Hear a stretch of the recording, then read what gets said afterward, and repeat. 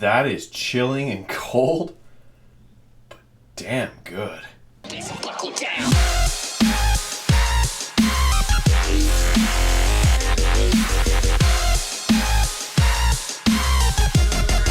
So I just watched Sicario. It took me about 7 times to figure out how to actually say the title of this film, because I kept on calling it Sicario or something like that, by Denis Villeneuve. Oh god, I probably said that wrong. Either way, this guy has an awesome track record, and he's only really done 2 films of which I know of, which are Enemy and Prisoners. And Prisoners, that movie is freaking amazing. If you've never seen it, watch that damn movie. It is good. So anyway, leading up to Sicario, God, I'm going to make that mistake so many times. Leading up to this film, all we saw from the trailer was this kind of aspect of drug trade, you know, Benicio del Toro is some sort of hitman, some shady government op guy, Josh Brolin, some dude who can't stop chewing bubblegum, and Emily Blunt's like, well, what am I doing in this thing? And the funny thing about it, too, is despite the fact that the trailers clearly show one sequence of the film, particularly at the border where there's those guys in the cars and there's a shootout, even though you know how that ends, that scene is still intense. Good job, movie, for having your scene, one of your scenes basically ruined, but then still kicking ass. That was awesome. The tension in this film is amazing. Just how the film is shot, it's very well shot, but there's a lot of these static, kind of very, I don't know, I would sort of slow pan in sort of shots, and what's so interesting about it is they create this fear, this tension, even though they're quite simplistic in how they're shot. Just their material or what they are kind of expressing. Like, for instance, there's a lot of aerial shots. And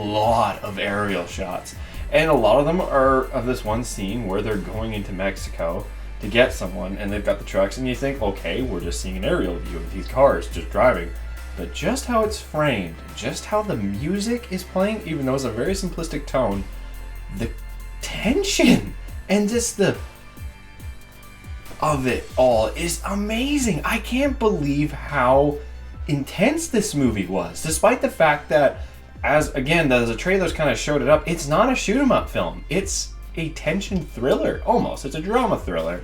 And everyone's awesome in it. And what's sweet about it is, well, I can't really ruin the ending, but I love how this film ends because it has a fantastic final message. That sometimes the right way is in fact not the right way. The acting in this film is really good, and the thing that I find very interesting about Emily Blunt is I've seen her really develop with her skills over the last few years. When she first entered the scene, I was like, okay, yeah, and then she did Looper, I was like, okay, that's pretty good. Then she did Edge of Tomorrow last year, which was like, oh shit, that's awesome. So when I saw that she was in this, I'm like, damn, okay, let's get on that train. Let's see what Emily Blunt can do. And what she does is she basically is us throughout the whole film. Sure, she has training. Sure, she has tactical means of, you know, she has all this military experience, but she is just as lost, or the illusion of lost, as we are when we're watching this film. She is a perfect conduit for us into this story. And what we see through what she does in the film is kind of what we would do. And I like that because she's a realistic character. Josh Brolin is cool too, besides the fact that the guy seems to never run out of gum. Literally is chewing in every single scene. And Benicio del Toro is also very good. And the thing that I found very interesting is he doesn't talk so much, which is kind of a little bit like his Hunted film.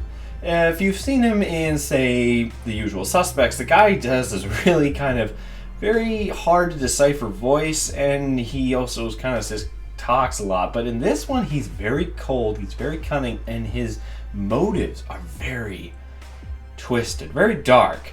But the whole time you're just like, who is this guy? And that's another great thing about this movie.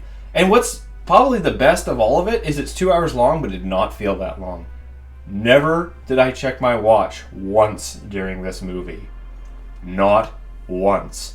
You know how I checked my watch during Mad Max? That's how into this movie I was. Mad Max, I was doing this the whole time, yet I still had a point of when I checked my watch once. This film has a fantastic tension. It has fantastic delivery. The acting is great. I'd have to say it's one of the best movies of the year. It's Like, it's in my top 5 right now. This film, you will literally be on the edge of your seat the whole time. There are some things that you will kind of like, well, maybe you might have a thought of, but you're like, no, they wouldn't do that. And they do, and you're like, oh. So this film has a great tension, has great story, and it has a really interesting sort of theme. Just the whole idea of making Mexico look like this absolute war zone, hell zone, which it is in a sense. There are a lot of shitty shit and a lot of terrible crimes, and the gang warfare down there is awful. But this film really put a face on it, and what was interesting too is just how it ends. Is it shows that life goes on despite the fact that nothing changes, almost. Or does it? So you'll have to watch this movie, truly watch it. I admit it's one of my favorite movies of the year, and I'd almost give it a 7 out of 7, but just because there was one thing I saw coming from about a mile away, I knew it was going to happen. So that was a little bit unfortunate, but other than that, this film's awesome. So I'm going to give it a 6 out of 7. Sicario is one of the best movies of the year. You should definitely see it. And you know what? Denis Villeneuve, I am totally behind you now for Blade Runner 2. Even though there shouldn't be a second Blade Runner, I'm behind you, dude. You can do it. I don't care. I have complete 100% faith in this guy. I'm serious.